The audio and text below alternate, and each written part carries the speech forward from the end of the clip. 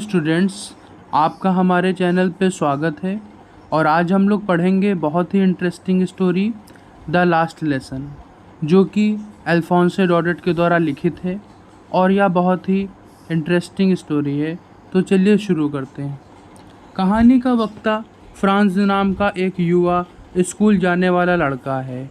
उस सुबह वह डर गया था क्योंकि वह स्कूल के लिए लेट हो गया। साथ ही जैसा कि उनके शिक्षक एम हेमेल ने पिछले दिन घोषणा की थी कि वह पार्टिसिपल्स के विषय पर उनका परीक्षण करेंगे, और फ्रांज ने कुछ भी नहीं सीखा था, इसलिए उसे डांटे जाने से अधिक डर था। फ्रांज के दिमाग में एक और विकल्प था, स्कूल जाने और गर्म और चमकदार मौसम में दिन का आनंद लेने का। वह उस दृश्य का वर्णन करता है। पेड़ों पर चहकते हुए पक्षी थे। चीर घर के पीछे ड्रिल कर रहे प्रशियाई सैनिकों के शोर को भी सुना जा सकता था। बाहर का दृश्य स्कूल की तुलना में अधिक आकर्षक था, लेकिन फ्रांज ने प्रलोभन को नियंत्रण किया और स्कूल जाने के लिए चुना। जैसे ही फ्रांज शहर के हाल से गुजरे, उन्होंने नोटिस बोर्ड पर भारी भीड़ देखी। प्रेसिया के साथ युद्ध की शुरुआत 2.5 साल पहले हो गई थी, और तब से सभी बुरी खबरें, जैसे कि युद्ध हारना, दुश्मन द्वारा एल्सेस और लॉरेन पर कब्जा करना यानी प्रशिया आदि को इस बुलेटिन बोर्ड के माध्यम से लोगों को सूचित किया गया था। फ्रांज स्कूल की ओर चलता रहा और उसके मन में सोचा उसने, अब वह बोर्ड में क्या खबर हो सकती है। जैसे ही वह स्कूल की ओर तेजी से चला, वह लोहार जो खबर पढ़ रहा था, उसने अपने प्रशिक्षु के साथ पीछे से फ्रेंच के पास आया और कहा कि उसे इतनी जल्दी जाने की ज़रूरत नहीं, क्योंकि उसके पास स्कूल जाने के लिए बहुत समय है। फ्रांज ने सोचा कि लोहार उसका मजाक उड़ा रहा था, क्योंकि वह पहले से ही स्कूल के लिए देर हो रही थी।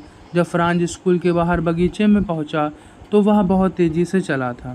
फ्रांज ने मॉर्निंग में स्कूल में सामान्य दृश्य का वर्णन किया। डेस्क के हिलने से बहुत अधिक शोर पैदा होता है, बच्चे अपने पाठ दोहराते हैं और अध्यापक को फूटों को बेंचों पर मारते सुना जा सकता है। वह दिन असामान्य था, क्योंकि स्कूल से ऐसी कोई आवाज़ नहीं निकल रही थी और ऐसा लगता था कि स्कूल बंद था, क्योंकि यह रविवार सुबह हुआ करता था। फ्रांज ने योजना बनाई थी कि वह हंगामे के तहत कवर लोग और बिना देखे कक्षा में पहुंच जाएगा, लेकिन ऐसा संभव नहीं था। फ्रांज ने अपनी कक्षा के भीतर झांका और अपने सहपाठियों को बैठा देखा। उसने हाथ में लोहे के बने शासक के साथ अपने शिक्षक एम हेमेल थे। फ्रांज ने पिटाई की आशंका जताई।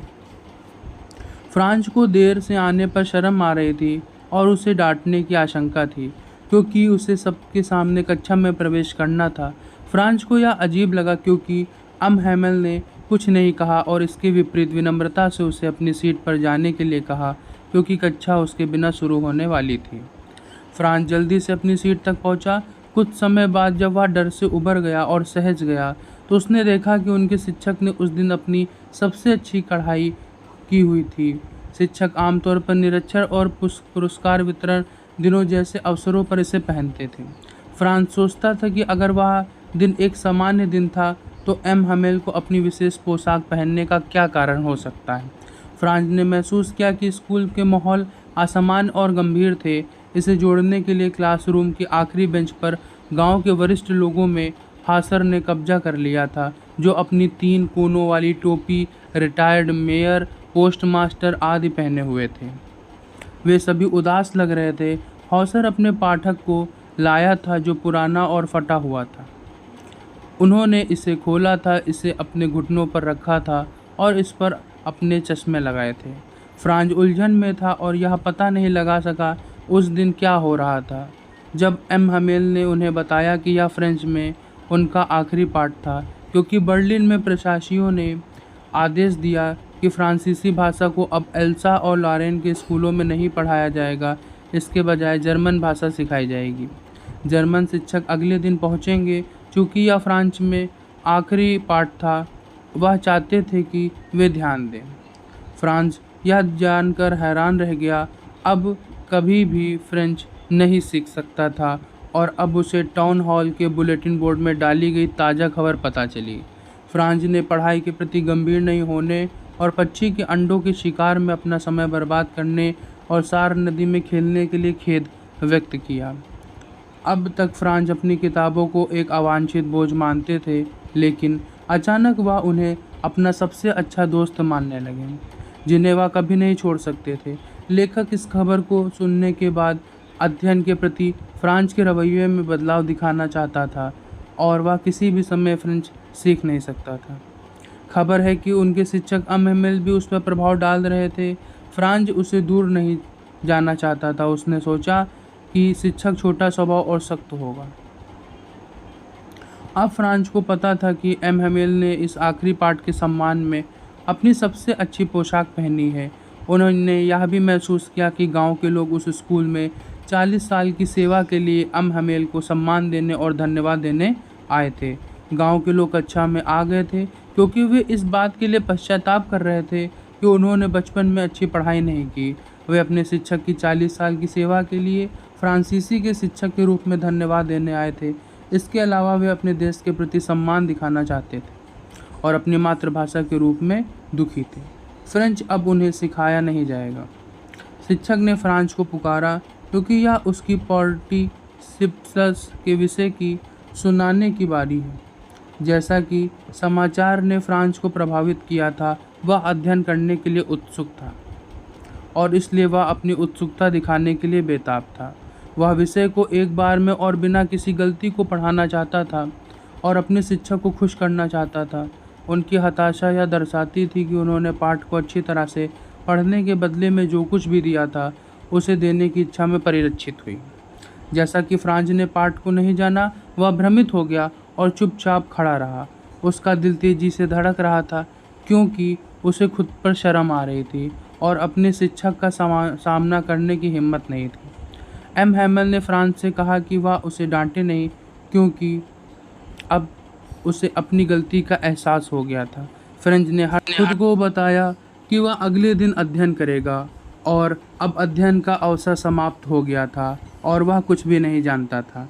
अमहेमेल ने फ्रांज से कहा कि वह उसे डांटे नहीं क्योंकि अब उसे अपनी गलती का एहसास हो गया। फ्रेंच ने हर दिन खुद को बताया कि वह अगले दिन अध्ययन करेगा और अब अध्ययन का अवसर समाप्त हो गया और वह कुछ भी नहीं जानता था। अमहेमेल का कहना है कि अलस के सभी लोगों को दोषी ठहराया जाना था क्योंकि कोई भी सीखने के प्रति गंभीर नहीं था। वह वर्ग को बताता है कि दुश्मन यानी प्रूशियन उन पर हंसेंगे और कहेंगे कि केवल वे फ्रांसीसी लोगों को ही दिखाते हैं, ना तो अपनी भाषा बोल पाते हैं ना ही लिख सकते हैं। उनका कहना है कि फ्रांज को खुद को दोषी नहीं समझना चाहिए क्योंकि हर कोई गलती पर है। अमहेमेल का कहना है कि फ्रांज के माता पिता उन्हें शिक्षित होने में दिलचस्पी नहीं दिखा रहे थे। वे चाहते थे कि वह खेत या चक्की में काम करे और कुछ पैसे कमाए। वे कहते हैं कि शिक्षक के रूप में उन्हें पढ़ाई में भी कोई दिलचस्पी नहीं थी। वह उन्हें पौधे को पानी देने के लिए अपने घर भेज देता था। कभी कभी वह छुट्टी घोषित करता और मछली पकड़ने जाता। अमहेमेल अपनी मातृभाषा फ्रेंच भाषा को दुनिया की सबसे सुंदर, स्पष्ट और सबसे तार्किक भाषा मानते थे। वह वर्ग को अपनी भाषा की रक्षा करने के लिए कहते हैं क्योंकि यह खुद को गुलामी की जेल से मुक्त करने का एकमात्र तरीका है। यदि कोई व्यक्ति अपनी मातृभाषा को अच्छी तरह से जानता है तो कोई भी उसे गुलाम नहीं बना सकता। मातृभाषा को अच्छी तरह से जानना एक भाषा के रूप में वर्चस्व से लेकर एक उपकरण है। शिक्षक ने व्याकरण में ही एक सबक लिया। उस दिन फ्रांज आश्चर्यचकित था कि उसने सबक आसानी से समझ लिया। उसने महसूस किया कि अब वह चौकस हो गया है और उसने अमहेमेल ने भी बहुत धैर्य के साथ सबक समझाया। फ्रांज ने महसूस किया कि शिक्षक उन्हें वह सब ज्ञान देना चाहते थे जो उनके जाने से पहला था। ग्रामर के बाद उनके पास लिखित रूप में एक सबक था। अमहेमेल ने फ्रांस एलिस के साथ कक्षा की नई पुस्तिकाएं दी। फ्रांज ने महसूस किया कि यहाँ कक्षा में देशभक्ति की एक हवा थी। नोटबंदी फ्रांस के लिए झंडे की तरह थी जो चारों तरफ तैर रहे थे। पूरी कक्षा लिखने में व्यस्त थी और केवल वही आवाज़ सुनी जा सकती थी जो कागज़ पर लिखी जाती थी। एक बार कुछ मच्छरों कक्षा में प्रवेश कर गए, लेकिन कोई भी घबराया नहीं क्योंकि हर कोई लिखने में व्यस्त था। लेकिन कक्षा की छत पर बैठे कबूतरों को भी छात्र मानता है और कहता है कि कबूतर भी छत को अपने पंजों से खुरचने में व्यस्त थे और ऐसा लगता है कि वे भी फ्रेंच भाषा का कार्य लिखने में व्यस्त थे।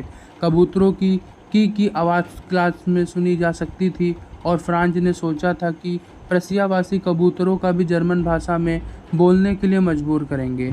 लेखक यह कहना चाहता है कि भाषा स्वाभाविक रूप से अस्तित्व में आती है और इसके लिए किसी पर दबाव नहीं डाला जा सकता, चाहे वह कबूतर हो या फ्रांसीसी पुरुष। लेखक के बीच में फ्रांज ने एम हैमेल को देखा, जो अभी भी बैठे थे और कक्षा में उत्तराधिकार में अलग अलग चीज़ों को देखा, जैसे ही वह छोड़ने से पहले सब कुछ की उपस्थिति को याद करना चाहते थे। एम हैमेल पिछले 40 वर्षों से उसी स्थान पर पढ़ा रहे थे, लेकिन केवल यह परिवर्तन था कि कक्षा में डेस्क वर्षों से उपयोग के कारण खराब हो गए थे। बाहर बगीचे में अखरोट के पेड़ लंबे हो गए थे, स्कूल की इमारत की बाहरी दीवार पर लगी छत पर चढ़ गए थे। फ्रेंच को लगता है कि शिक्षक को अपने जीवन के 40 साल बिताने के स्थान से दूर भेजने के लिए दिल टूटना चाहिए। अपनी बहन को पैक करने और उनके सामान को हिलाने की आवाज़ कमरे के ऊपर से सुनी जा सकती थी, क्योंकि उन्हें अगले दिन निकलना था। एम हैमेल ने रचना की और पूरी कक्षा से पाठ को सुना, लेकिन कार्य के बाद फोनेटिक्स द्वारा पीछा किए गए इतिहास का एक पाठ था जहां उन्होंने वर्णमाला की ध्वनियों का पाठ किया था। फ्रांज ने कक्षा को शिशुओं के रूप में संदर्भित किया, क्योंकि वे बड़े हो गए थे। वे ध्वन्यात्मकता का पाठ पढ़ रहे थे और आमतौर पर छोटे बच्चों द्वारा किया जाता था, इसलिए वह खुद को और अपनी कक्षा को बच्चे कहते हैं। हॉजर ने अपने चश्मे पर हाथ रखा था, प्राइमर को अपने दोनों हाथों में पकड़कर कक्षा के 7 अक्षरों का पाठ किया। वह रो रहा था। जैसे ही वह बोला, उसकी आवाज़ कांपने लगी। फ्रांज की मिश्रित भावनाएं थी। उन्हें यह देखकर मजाक लगा कि हाउजर जैसा बूढ़ा व्यक्ति कैसे रो रहा था और कांप रहा था, और दूसरी ओर भी भावुक महसूस कर रहा जैसे हाजर ने किया। फ्रांज इस अंतिम पाठ को कभी नहीं भूल सकता। तभी चर्च की घड़ी में 12 बज गए और प्रार्थना गीत शुरू हो गया। उसी क्षण एशियाई सैनिकों द्वारा खेले जाने वाले तुरही की आवाज़ आई, जो ड्रिल से लौट रहे थे, सुनाई दी। एम हैमेल का चेहरा सुस्त और रंगहीन हो गया, क्योंकि क्लास खत्म होने का समय आ गया और वह अब सीधे और निश्चल खड़ा था। और फ्रांज कहता है कि वह इतना लंबा कभी नहीं दिखाई दिया। एम हैमेल ने बोलना शुरू किया, लेकिन वह अपनी भावनाओं के बल पर वे आगे नहीं बढ़ सके। उन्होंने चाक का एक टुकड़ा लिया और ब्लैकबोर्ड पर विवे ला फ्रांस का अर्थ लॉन्ग फ्रांस लिखा, जितना बड़ा हो सकता था। फिर उन्होंने लिखना बंद कर दिया, दीवार की ओर झुक गए और बिना कुछ बोले कक्षा को छोड़ देने का संकेत दिया, क्योंकि कक्षा अब समाप्त हो चुकी थी। तो दोस्तों, ये लास्ट लेसन की समरी थी। उम्मीद है आपको समझ में आया होगा। तो प्लीज़ चैनल को सब्सक्राइब करिए, लाइक करिए, कमेंट करिए और दोस्तों को फॉरवर्ड कीजिए। Thank you.